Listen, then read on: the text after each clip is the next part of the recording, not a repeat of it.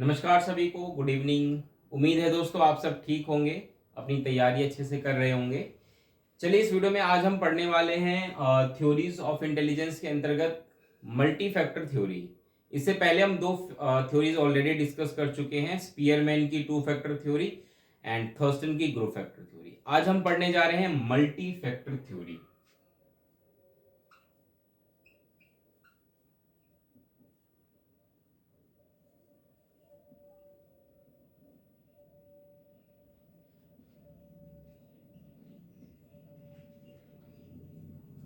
Multi factor theory पढ़ने से पहले आई होप दोस्तों आपको स्पीयरमैन की थ्योरी जरूर पता होगी। स्पीयरमैन की जो थ्योरी थी, आपको ध्यान होगा, उन्होंने इंटेलिजेंस को दो फैक्टर्स में डिवाइड किया था, जी फैक्टर एंड एस फैक्टर। ये काफी थ्योरी उस पर बेस्ड है, लेकिन एक तरीके से ये थ्योरी, इसका क्रिटिसिज्म भी है। ये जो थ्योरी है ये थॉर्नडाइक द्वारा दी गई थी, और थॉर्नडाइक का नाम तो आपने सुना होगा। थॉर्नडाइक काफी फेमस साइकेट्रिस्ट रहे हैं, जिन्होंने की लर्निंग से रिलेटेड बहुत सारी थ्योरीज दी हैं। तो इंटेलिजेंस में भी इनका बहुत बड़ा इंपॉर्टेंट रोल है। ये बेसिकली थॉर्नडाइक जाने जाते हैं इनकी जो आइडेंटिकल एलिमेंट थ्योरी है उसके लिए। उसी थ्योरी का इस्तेमाल करके उन्होंने इंटेलिजेंस के बारे में भी बहुत सारी चीजें बताई थी।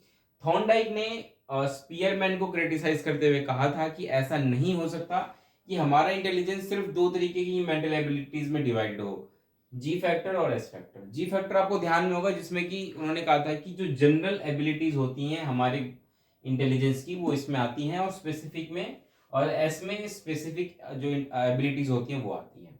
थॉर्नडाइक ने कहा था ऐसा नहीं हो सकता। हमारी जो इंटेलिजेंस है, मतलब जो हमारा इंटेलिजेंस है, ये मल्टीपल एबिलिटीज से मिलके बनी है, और ये सारी मल्टीपल एबिलिटीज स्पेसिफिक होती हैं। उन्होंने अपनी बात को समझाते हुए एग्जांपल भी दिया था, जैसे कि एक मकान होती है, मकान की जो दीवार होती है वो कैसे बनती है, ईंटों से मिलके बनती है ना, इस प्रकार से। इस प्रकार से ईंटों से मिलकर एक दीवार बनती है। और इसमें उन्होंने कहा था कि जैसे हर एक ईंट एक यूनिट होती है, एक तरीके से हर एक ईंट एक क्या होती है, यूनिट ही तो होती है उस दीवार की, जिससे मिलकर के वो दीवार या घर मकान बनती है। उसी प्रकार इन्होंने कहा था कि हर एक मेंटल एबिलिटीज स्पेसिफिक होती है। ध्यान रखिएगा, इन्होंने specific mental abilities word use किया था, इन्होंने जनरल मेंटल एबिलिटी यूज नहीं किया, स्पेसिफिक मेंटल एबिलिटी कहा था हर एक यूनिट को।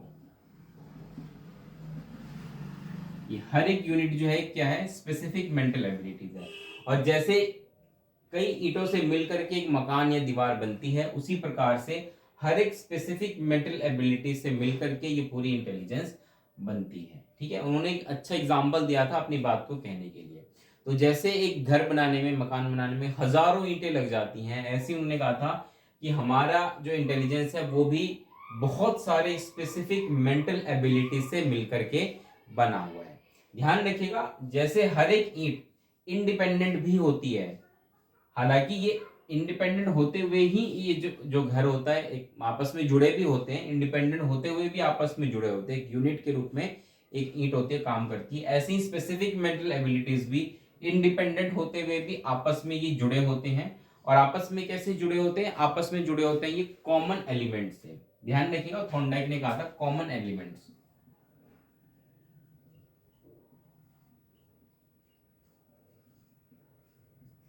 आपको अगर थॉर्नडाइक की आइडेंटिकल एलिमेंट थ्योरी याद हो, आइडेंटिकल, इस पे मैंने ऑलरेडी वीडियो बना भी रखी है, identical element theory.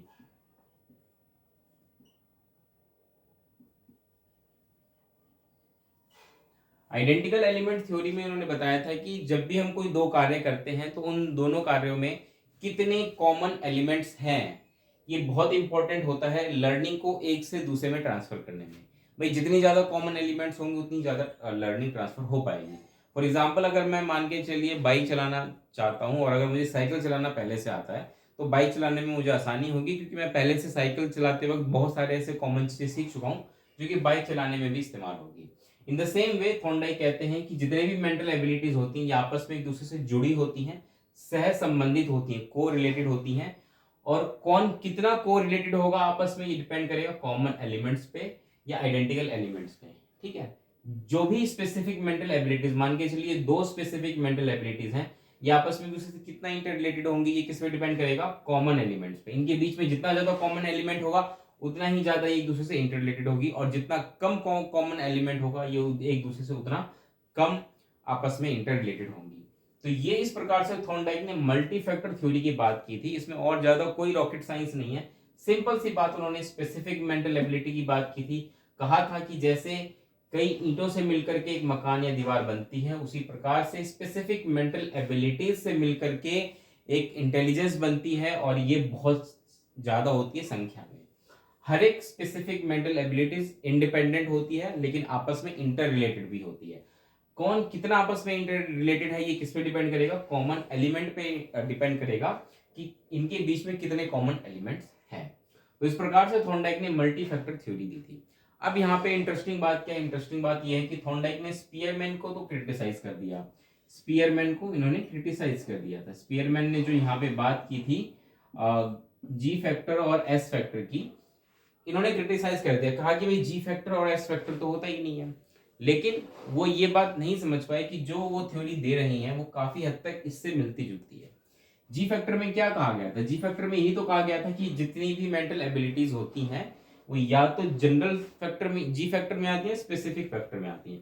Specific factor में वो एबिलिटीज आती हैं जो एक दूसरे से कम इंटर रिलेटेड होती हैं और उनको एक्वायर करने के लिए ट्रेनिंग की जरूरत पड़ती है। बाकी जनरल फैक्टर्स वो होती हैं जो आपस में बहुत ज्यादा को रिलेटेड होती हैं, आपस में उनका आपस में कोरिलेशन काफी अच्छा होता है।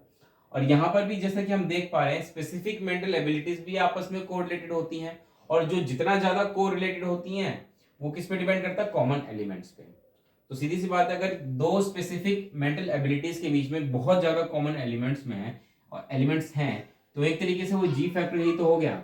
और अगर मान के चलिए कि दो स्पेसिफिक मेंटल एबिलिटीज के बीच में कॉमन एलिमेंट्स बहुत ही कम है, तो एक तरीके से वो एस फैक्टर हो गया। कहने का मतलब यह है कि थॉर्नडाइक ने क्रिटिसाइज किया था स्पीयरमैन को, लेकिन इनडायरेक्टली तरीके से जो बात कह रहे थे अपनी थ्योरी में वो काफी हद तक स्पीयरमैन की थ्योरी से लिंक होती हुई नजर आती है, ठीक है। तो ये पूरी थ्योरी थी थॉर्नडाइक की, जो कि बेसिकली इनकी आइडेंटिकल एलिमेंट थ्योरी पर ही बेस्ड है। इसको उन्होंने मल्टी फैक्टर थ्योरी का नाम दिया था। हालांकि इनकी थ्योरी काफी पुरानी हो गई है, इसकी जगह अब एक और थ्योरी आजकल इस्तेमाल होती है जो कि गिलफोर्ड की थ्योरी है, ठीक है। गिलफोर्ड की थ्योरी है, थ्री डायमेंशनल थ्योरी है इनकी, जिसको कि मैं नेक्स्ट वीडियो में डिटेल में आपको समझाऊंगा, ठीक है। बहुत ही इंटरेस्टिंग थ्योरी गिलफोर्ड की भी, थ्री डायमेंशनल थ्योरी, जो कि काफी हद तक मल्टी फैक्टर थ्योरी के अंदर ही आती है।